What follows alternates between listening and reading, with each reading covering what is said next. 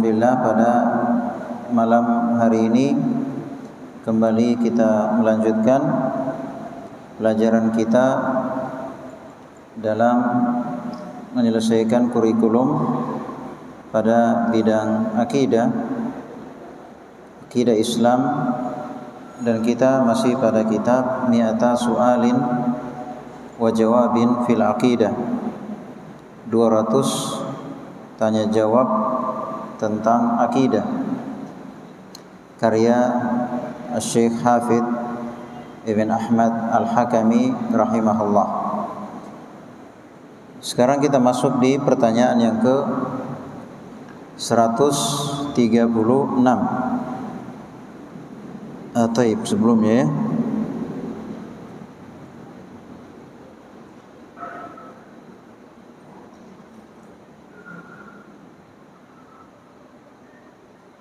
Ya 134 ya, 134. Kata penulis, ma dalilu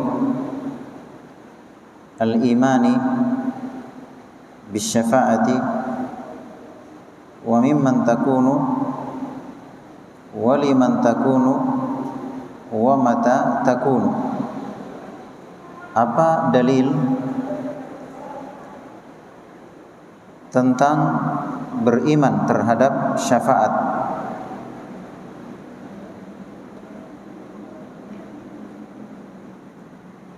Dan kepada siapa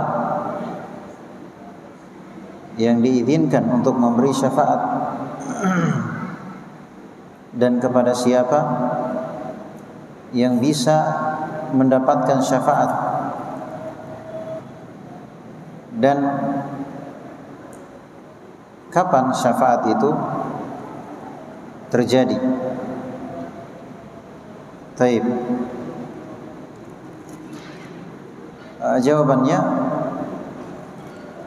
Allah Subhanahu wa taala telah menetapkan adanya syafaat dalam kitabnya Al-Qur'an dalam beberapa atau dalam banyak ayat. Ya, dalam banyak ayat di mana Allah Subhanahu wa taala mengkhabarkan bahwa syafaat itu adalah milik Allah. Artinya kalau syafaat milik Allah, tidak mungkin selain Allah bisa memberi syafaat tanpa izin dari pemiliknya. Ini ya, karena perlu kita ingatkan, orang-orang yang datang ke kuburan itu kan mengharapkan syafaatnya, ya, mengharapkan syafaatnya.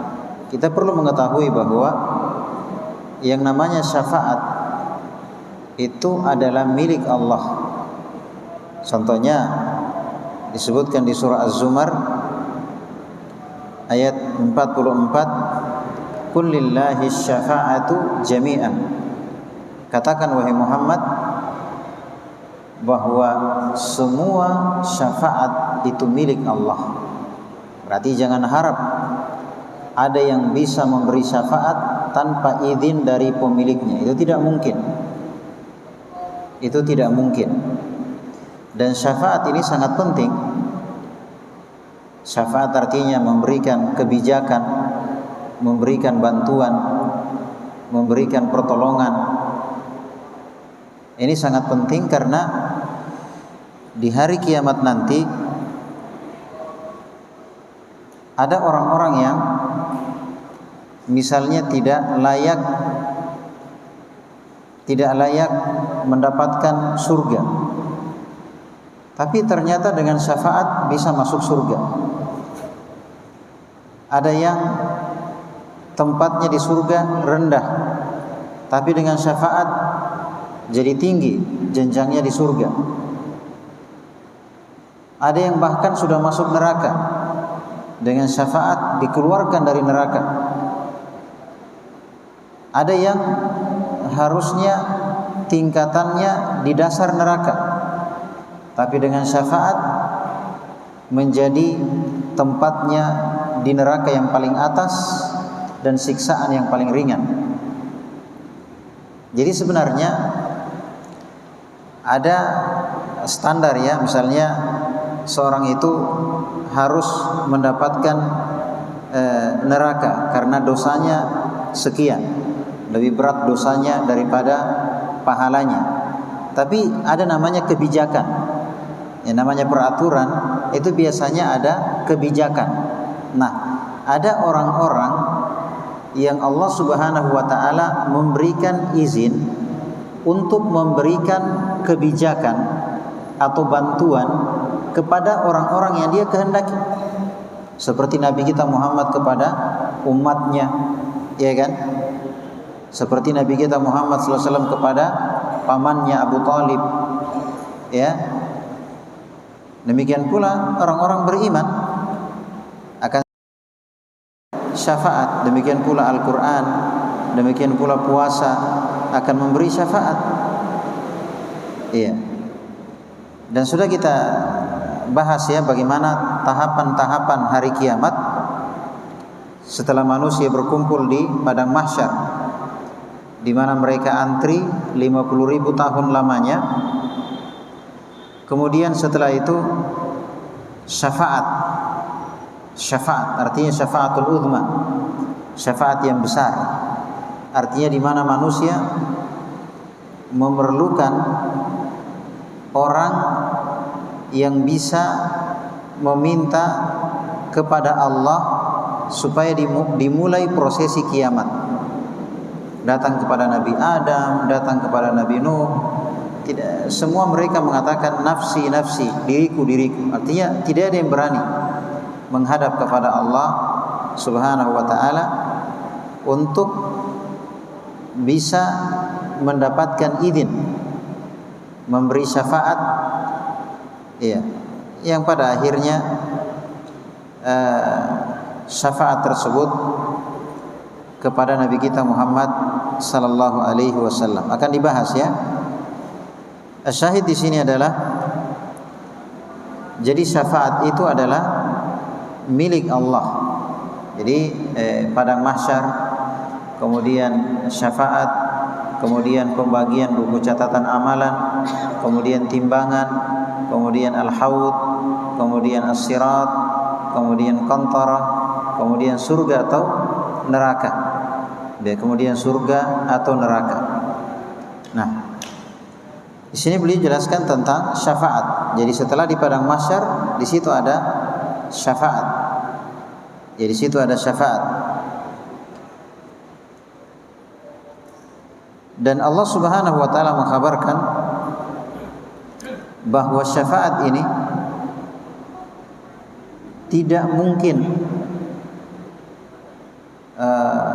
seorang bisa memberikan syafaat kecuali setelah mendapatkan izin. Tidak mungkin seorang bisa mendapatkan syafaat nanti di hari kiamat kecuali setelah mendapatkan izin. Misalnya Allah berfirman di surah Al-Baqarah 255,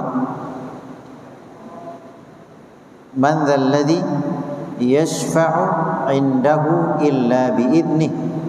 Kata Allah, tidak ada yang bisa memberi syafaat di sisinya, di sisi Allah, illa bi'idnihi, kecuali setelah ada izin dari Allah. Jadi untuk bisa memberi syafaat, ada hamba-hamba Allah yang diizinkan oleh Allah untuk memberikan syafaat atau kebijakan atau bantuan kepada siapa yang mereka kehendaki. Nanti mereka bisa berikan syafaat, kebijakan atau bantuan setelah dapat izin. Ini penting ya, karena di antara alasan orang yang datang ke kuburan yang dikeramatkan, mereka bilang kami mengharapkan syafaatnya. Ya, karena mereka orang yang dekat dengan Allah. Nanti di hari kiamat mereka akan memberi syafaat kepada kami. Ya, kita katakan masalah syafaat itu harus ada izin dari pemiliknya. Ya, tidak mungkin seorang bisa memberi kebijakan kalau tidak ada izin dari pemilik kebijakan. Di ayat yang lain, di surah Yunus ayat 3, Allah Subhanahu wa taala berfirman, "Ma min syafi'in illa min ba'di idnihi." Tidak ada yang memberi syafaat kecuali setelah ada izin darinya, dari Allah Azza wa Jalla. Iya. Jadi ini sesuatu yang sangat mengerikan, yang misalnya di hari kiamat nanti setelah dilihat ternyata misalnya lebih berat timbangan dosa. Nah, kira-kira gimana caranya kita bisa selamat? Di antaranya adalah syafaat. Di antaranya adalah syafaat. Barangkali puasa kita, Al-Quran, sedekah, anak soleh kita, ya, atau teman-teman orang yang beriman, ya, tentunya terlebih Nabi kita Muhammad sallallahu alaihi wasallam berikan syafaat kepada umatnya. Jadi banyak yang memberikan syafaat, hanya saja ada syafaat yang khusus, hanya Nabi kita Muhammad sallallahu alaihi wasallam yang diizinkan untuk syafaat tertentu. Ada juga syafaat-syafaat yang diizinkan bagi selain Nabi sallallahu alaihi wasallam. Juga di surah An-Najm ayat 26, "Wa kam min malakin fis samawati la tughni syafa'atuhum syai'an illa min ba'di ay ya'dzana Allahu liman yasha'u wa yarda." Allah berfirman, betapa banyak malaikat di langit. Malaikat, bayangkan ini ya, malaikat. Betapa banyak malaikat di langit, ternyata syafaatnya tidak bermanfaat, tidak ada pengaruhnya. Dia tidak bisa memberikan kebijakan, tidak bisa memberikan bantuan kepada siapa yang dia mau bantu, ya kan? Illa min ba'di ayyadzanallah, kecuali setelah Allah izinkan. Jadi sekelas malaikat saja itu tidak istilahnya serta-merta langsung ya memberikan kebijakan, bantuan kepada siapa yang dia mau, tapi harus setelah mendapatkan izin dari pemilik syafaat. Iya. Di surah Saba ayat 23 Allah berfirman, "Wala tanfa'u syafa'atu illa liman adzinalah." Dan tidak bermanfaat syafaat atau kebijakan atau memberikan bantuan kepada orang lain, itu tidak bermanfaat illa liman adzinalah, kecuali bagi siapa yang telah diizinkan. Jadi ayat-ayat ini jelas di hari kiamat nanti yang bisa memberikan bantuan kepada orang lain, ya, bisa memberikan bantuan kepada orang lain adalah siapa-siapa yang telah diizinkan oleh Allah Azza wa Jalla. Nanti ada izin baru. Pernah kita singgung ya, Nabi kita Muhammad sallallahu alaihi wasallam ketika syafaatul uzma, syafaat yang besar. Kenapa dibilang syafaat yang besar? Karena manusia dari yang paling pertama sampai manusia yang paling terakhir berkumpul di padang mahsyar dalam keadaan tidak beralas kaki, dalam keadaan tidak berpakaian, dalam keadaan matahari dekat. Sampai ada yang keringatnya sampai di mulutnya, mau tenggelam dengan keringatnya. Di mana manusia antri 50.000 tahun lamanya. Ini kan perlu namanya kebijakan, maksudnya perlu bantuan supaya jangan seperti ini terus, ya kan? Kengerian yang sangat. Bayangkan kita di musim panas seperti ini saja, kira-kira kalau dijemur jam 10 siang, jam 10 pagi sampai jam 1 siang, bagaimana nasib kita? Hanya berapa jam saja, itu pun panasnya tidak seberapa. Kira-kira bagaimana nasib kita? Bagaimana kira-kira yang keadaan matahari didekatkan, tidak ada penghalang, tidak beralas kaki, tidak berpakaian, kemudian matahari dekat dan antrian 50.000 tahun lamanya.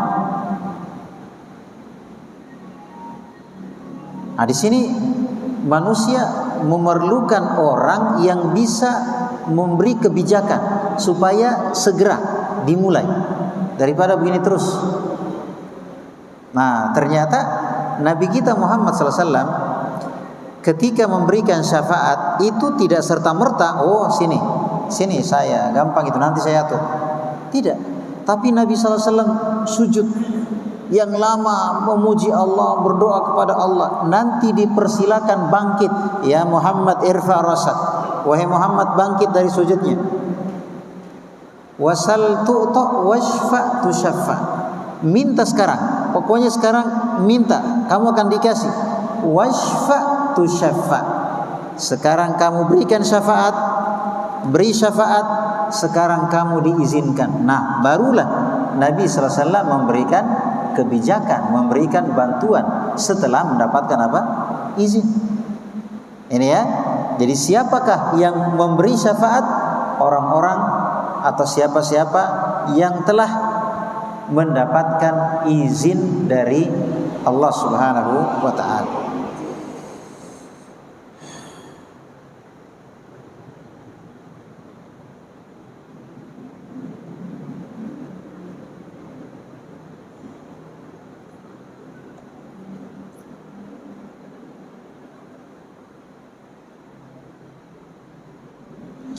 Kemudian siapakah kira-kira kriteria yang diizinkan untuk memberi syafaat? Yang diizinkan untuk memberi syafaat.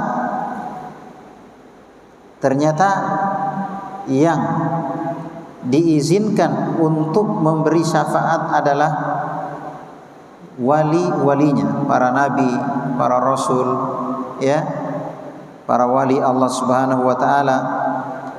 Intinya orang-orang pilihan, ya, orang-orang yang diridhai oleh Allah. Misalnya Allah berfirman di surah An-Naba ayat 38, la yatakallamun illa man adina lahur rahman. Tidak ada yang berbicara kepada Allah, atau dengan kata lain, tidak ada yang berbicara pada hari kiamat nanti illa man adina lahur rahman, kecuali yang telah diizinkan oleh Ar-Rahman. Maksudnya bicara apa di sini kira-kira? Bicara untuk memberikan kebijakan, memberikan bantuan. Nah, tidak ada yang berani bicara yang memberikan kebijakan nanti setelah diizinkan. Wa qala shawaba, dan mengatakan yang benar. Di ayat lain dikatakan la yamlikuna syafa'ata illa man ittakhadha 'inda ar-rahmani ahda. Mereka tidak bisa memberikan syafaat kecuali siapa yang telah ada perjanjian dengan Allah. Maksudnya ada izin. Jadi asyahid adalah siapa-siapakah yang diizinkan oleh Allah? Tentunya ya wali-wali Allah, terutama para rasulnya, para nabinya, orang-orang salih, orang-orang yang diridhai oleh Allah. Ini kriteria yang diberi izin. Tapi sekarang belum ya. Nanti hari kiamat nanti dapat izin, baru mereka bisa memberikan syafaat atau kebijakan. Ya.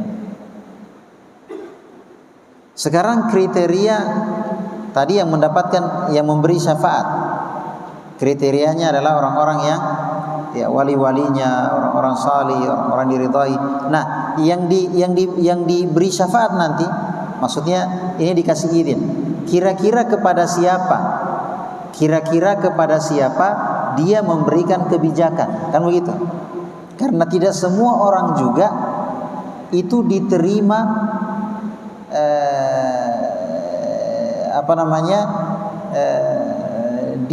dibolehkan diberikan bantuan kepadanya.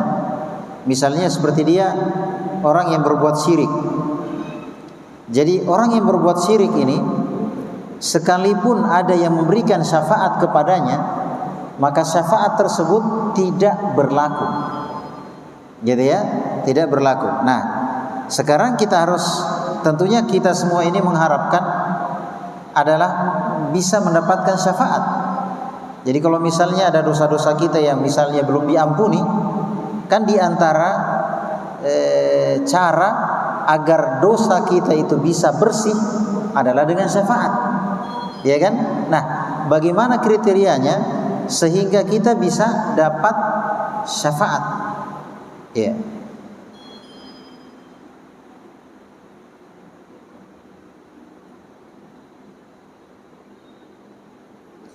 Allah Subhanahu wa taala mengkhabarkan di surah Al-Anbiya ayat 28. Ini orang-orang yang ditolong, yang disyafaati, yang diberi kebijakan. Ya. Kata Allah Subhanahu wa taala, "Wala yashfa'una illa liman irtadha." Wala yashfa'una illa liman irtadha. Dan mereka tidak memberikan syafaat. Mereka tadi maksudnya mereka yang diizinkan, gitu ya, tidak memberikan syafaat kecuali kepada orang-orang yang diridhoi oleh Allah. Nah, siapa kira-kira orang-orang yang diridhoi oleh Allah Subhanahu wa taala? Ya.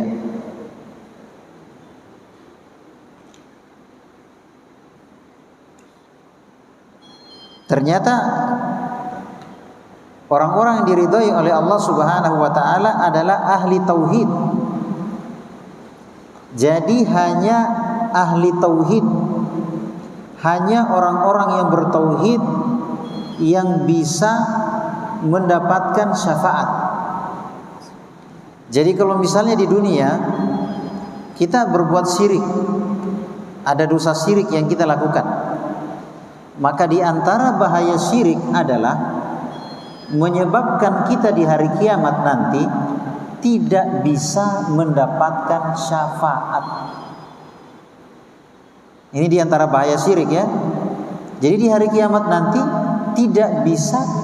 Jadi sekalipun ada yang memberi syafaat kepada kita, tetap tidak berguna. Karena syarat orang yang bisa dibantu kalau dia adalah ahli tauhid. Contoh misalnya, dia ahli tauhid, tapi dia punya dosa selain syirik. Ada dosa riba misalnya, ada dosa menumpahkan darah, menghilangkan nyawa. Intinya dia punya dosa selain syirik. Ahli tauhid, tapi dia punya dosa, tapi bukan syirik. Nah, dan tidak mungkin ada orang masuk surga sementara dosanya belum bersih.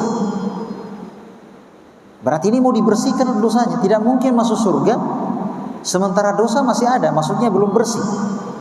Maka di antara pembersihan dosa adalah syafaat. Tapi yang bisa mendapatkan syafaat adalah ahli tauhid. Jadi yang dimaksud dengan yang mendapatkan syafaat adalah ahli tauhid yang memiliki dosa-dosa tapi selain syirik.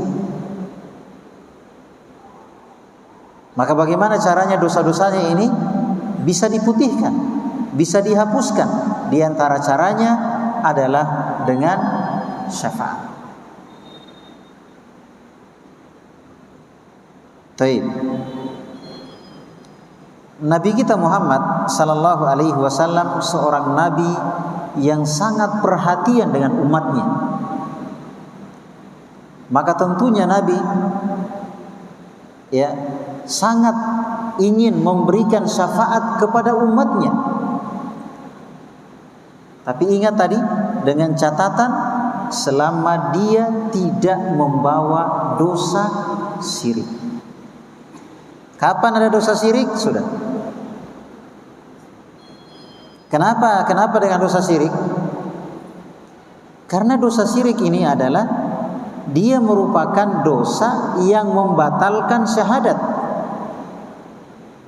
syahadatnya batal. Adapun dosa-dosa yang lain tidak membatalkan syahadat, hanya dosa besar, tidak bisa langsung masuk surga, ya harus diproses. Di antara proses adalah syafaat. Jadi macam-macam ya pembersihan dosa itu. Intinya begini, selama dia ahli tauhid pasti masuk surga, begitu ya, pasti masuk surga. Tapi kan kalau dia punya dosa, ya tidak mungkin masuk surga sementara dosanya belum bersih.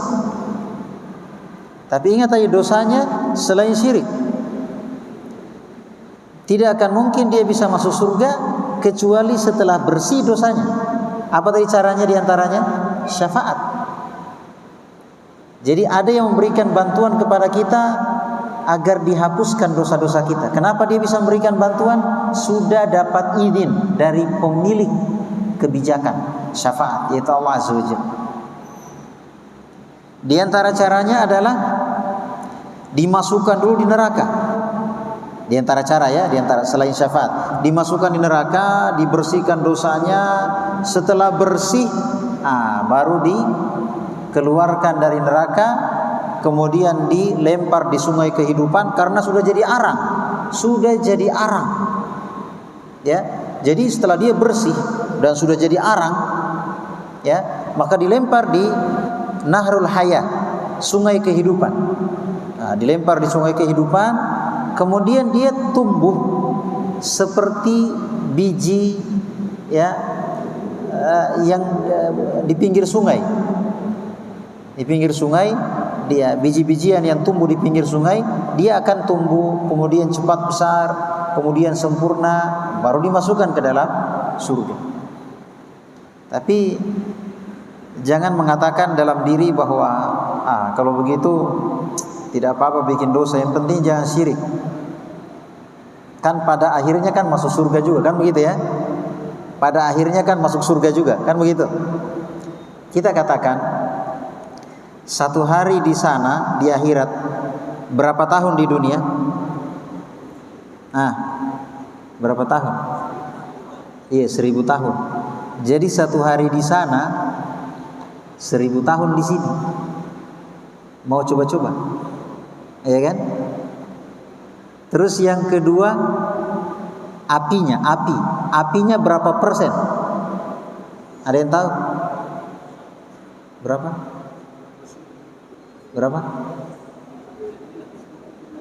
49? 99? Ada. Disebutkan dalam hadis, api di dunia ini adalah 1/70. 1/70. Jadi 70 dari 70 api baru satu saja yang diambil. Itulah yang dipakai di tambang, membersihkan emas, memurnikan perak, memurnikan emas. Itulah api dunia. Ya. Ledakan bom nuklir apa. Pokoknya dia baru 1/70. Kira-kira bagaimana yang utuh? 70. Yang sepernya saja ini 1/70. Luar biasa. Jadi yang bilang yang penting kan bukan syirik, ya tak?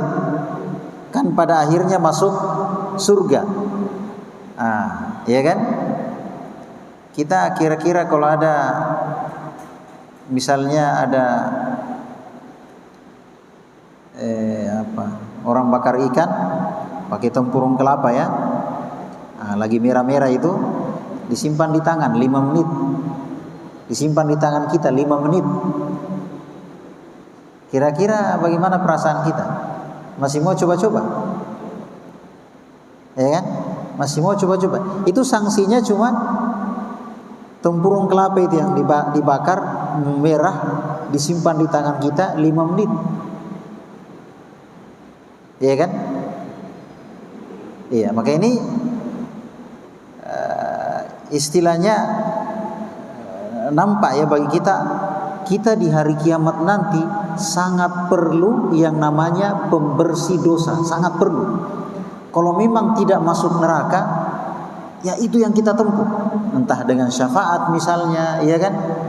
Dengan syafaat misalnya, iya.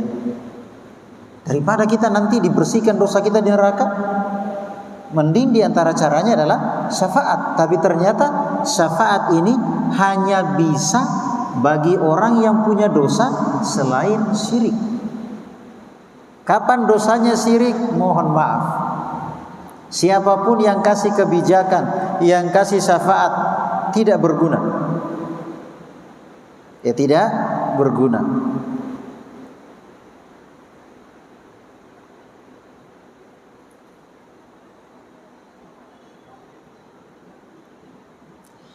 Contoh misalnya kalau kita minta syafaat kepada orang mati, di antara yang dilakukan di kuburan, yang dikeramatkan adalah minta syafaat kepada orang mati. Sekarang saya tanya, pemilik syafaat siapa tadi? Allah. Kalau minta sesuatu kepada selain Allah, yang mana permintaan kita itu adalah sesuatu yang hanya Allah yang punya. Misalnya minta rezeki kepada penghuni sungai, penghuni kubur, ya kan? Minta jodoh, minta kesembuhan, minta diangkat musibah. Ini kira-kira rezeki, kesembuhan, diangkat musibah, ini siapa yang punya? Allah Subhanahu wa ta'ala. Kapan diminta kepada selain Allah, apa namanya itu? Syirik, paham ya? Jadi apa-apa yang merupakan kekhususan Allah diminta kepada selain Allah, itu namanya apa? Syirik. Namanya doa. Doa artinya meminta. Tidak semua minta dilarang. Misalnya minta uang tak misalnya, kan makhluk punya uang, kan begitu ya. Tapi kalau kita minta sesuatu yang cuma Allah yang punya, rezeki, minta jodoh, minta kesembuhan, diangkat musibah, termasuk minta syafaat. Karena tadi ayatnya kullillahi syafa'atu jami'an. Katakan wahai Muhammad, syafaat semuanya itu milik siapa? Allah. Jadi kapan diminta kepada orang mati, ya kan? Kita harapkan kepadanya nanti di hari kiamat memberikan syafaat kepada kita. Itulah syirik. Itulah syirik. Ya kan? Taib. Jadi sekarang kita sudah tahu ya, siapa yang memberi syafaat yang mendapatkan izin. Apa kriterianya? Adalah wali-wali Allah, terutama rasul-rasulnya, nabi-nabinya, orang-orang yang diridhoinya. Kepada siapa mereka beri syafaat? Kepada yang diridhoi. Dengan kata lain, kepada orang-orang yang berdosa tapi dosanya selain syirik. Tetapi dosanya selain syirik. Taib.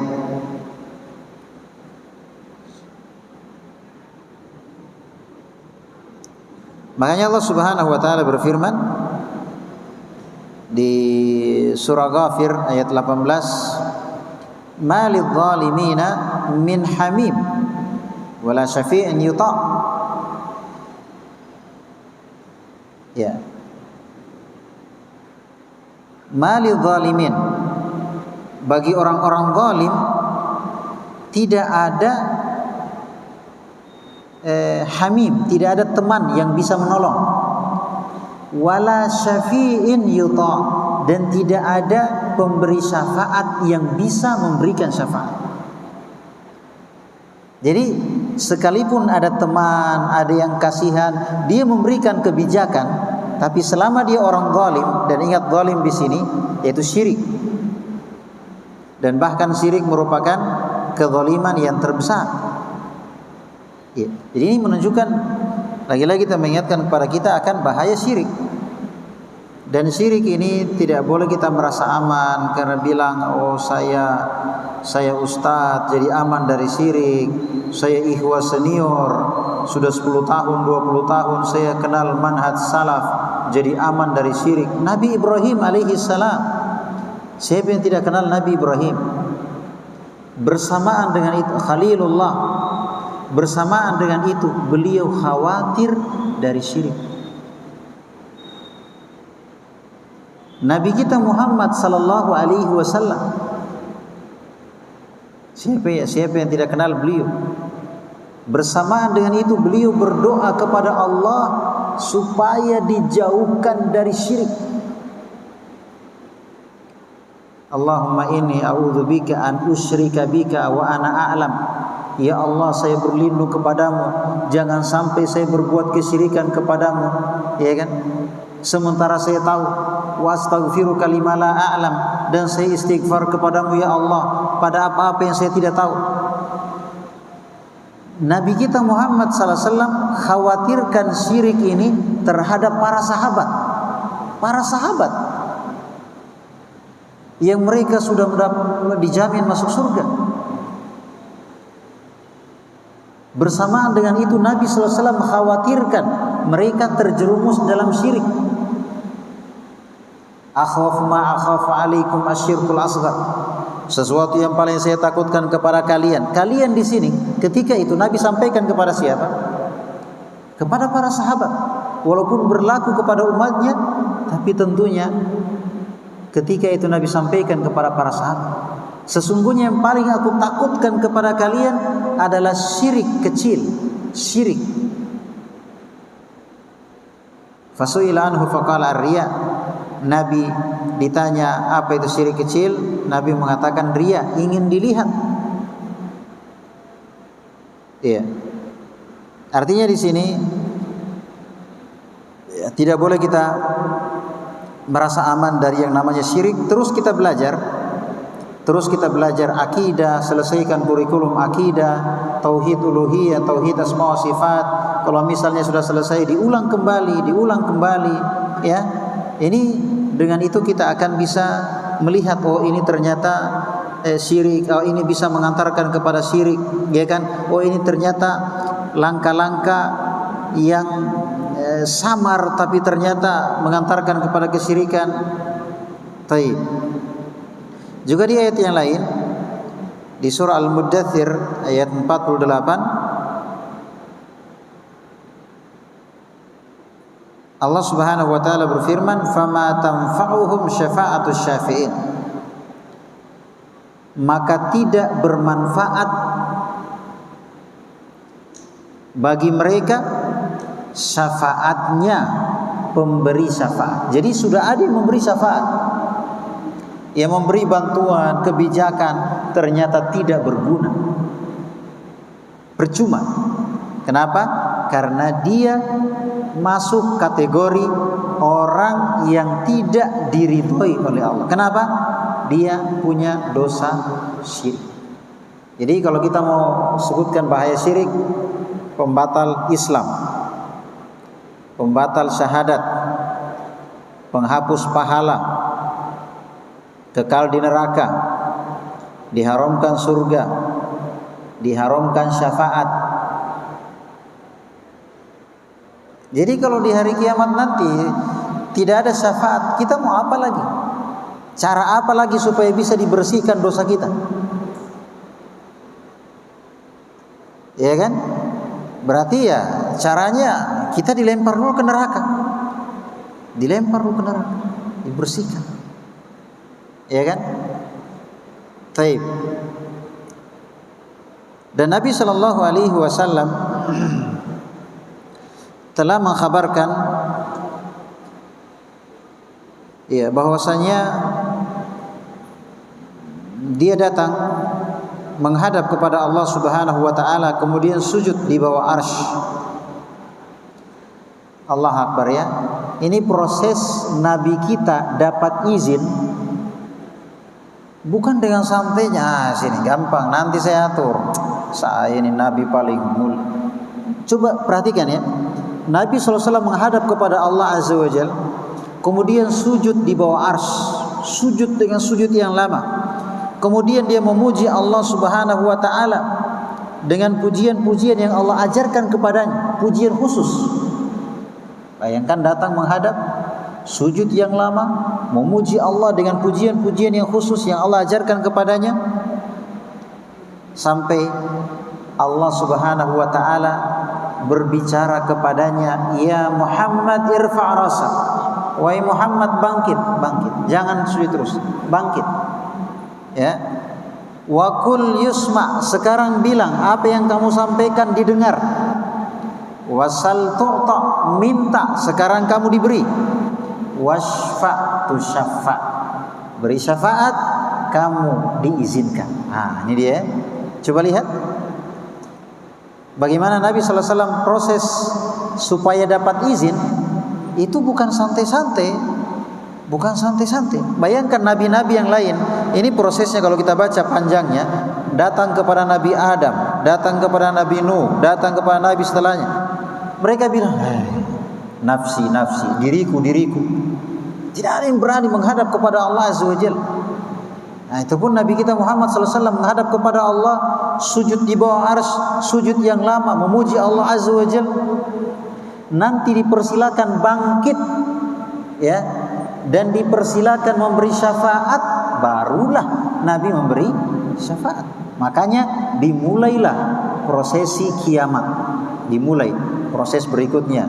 Setelah padang mahsyar, antri yang panjang 50.000 tahun lamanya, dengan syafaat Nabi kita Muhammad SAW, mulai proses berikutnya. Ada syafaat, kemudian pembagian buku catatan amalan, kemudian ditimbang, kemudian ada al-haud, telaga, mulai. Iya.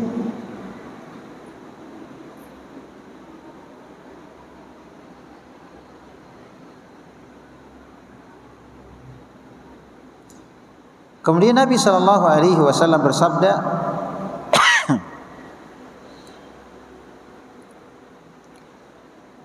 jadi Abu Hurairah